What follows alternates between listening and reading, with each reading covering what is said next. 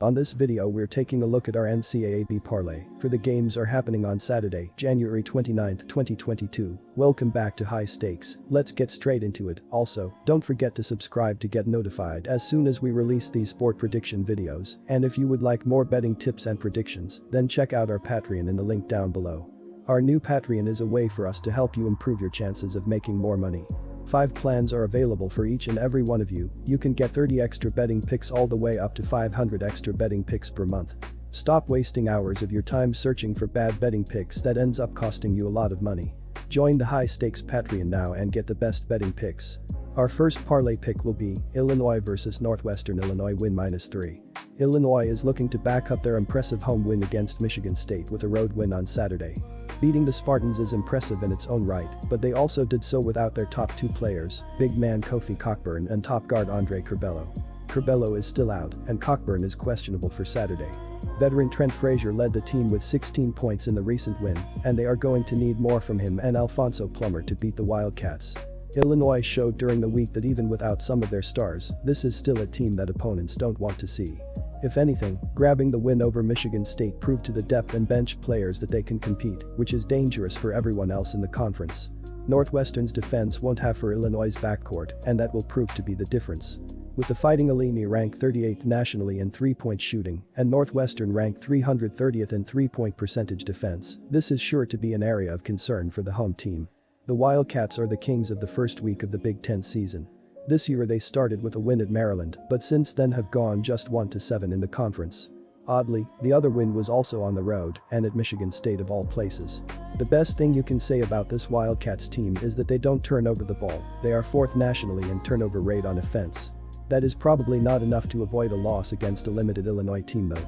The Illini have been very competent playing without their 2 best players in Cockburn and Curbelo.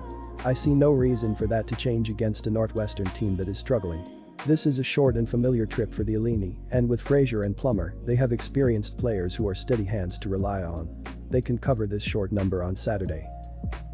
Our second parlay pick will be Kentucky versus Kansas. Kansas win -5. Kentucky versus Kansas headlines the Big 12 SEC Challenge as the only matchup featuring 2 ranked teams.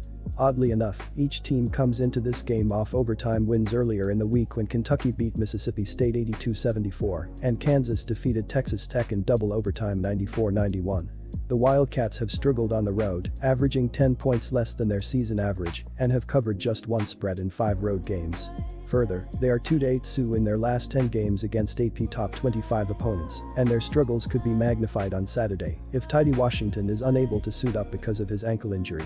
At home, the Jayhawks average 84.1 ppg on 50.2% shooting, while holding opponents to 64.9 ppg on 40.2%, so Kentucky will have to find scoring to keep pace. Oscar Tshiebwe has dominated the post for the Wildcats, ranking 2nd nationally in OR% and 1st in DR%. However, Kansas's David McCormack ranks 1st in OR% and in the top 250 in DR%, while Jalen Wilson ranks 51st in DR%, so the Jayhawks have the pieces to limit the Big O's rebounding production as much as any other team in the country. The Jayhawks are playing well at the moment and come into this game on a 5-game winning streak. They will try to keep the momentum going with a win over the Wildcats, which will give them their 6th win in a row and 10th straight home win. The Kansas Jayhawks who sit with a 17-2 record and they have gone 8-10-1 against the spread. In the last game against Texas Tech, it took overtime to get the job done, but the Jayhawks were able to win 94-91. 2 games ago against Kansas State, it took a big comeback late to secure the victory. Kansas is averaging 81.5 points, while their defense is giving up 67.9 points per game. Ochai Agbaji has been the top player for Kansas, averaging 21.3 points while shooting 52.7% from the field and 47% from behind the 3-point line.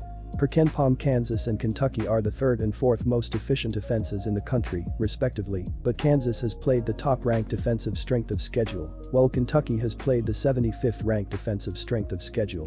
Expect for Kansas to feed off the energy of more than 16,000 fans at Allen Fieldhouse and for the versatile Jayhawk offense to be too much for a Kentucky team that struggles away from home. Take Kansas. Our third parlay pick will be Virginia versus Notre Dame. Notre Dame win -4.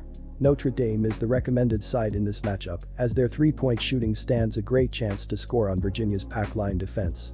It's extremely difficult to score inside against Virginia, but the way they pack the paint leaves them vulnerable to good three-point shooting. Not only does Notre Dame shoot threes well at 37.1%, they shoot a lot of them as well. Only 40 teams in the country take a higher percentage of their shots from beyond the arc than Notre Dame, so as long as they don't have a cold shooting day, their offense should be able to score effectively.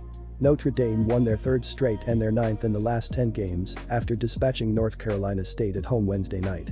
The Fighting Irish improved to 13-6 on the year overall and are 6-2 in the ACC, leaving them tied for second in the conference with Duke, half a game behind Miami for the top spot.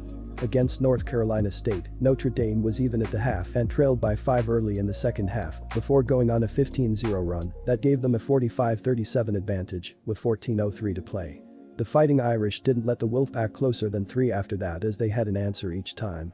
Notre Dame shot 38.6% from the floor, including 11 of 24 from three-point range, and hit 18 of 24 free throw attempts in the game. Nate Lasewski led the way with 18 points and 11 rebounds for Notre Dame in the win.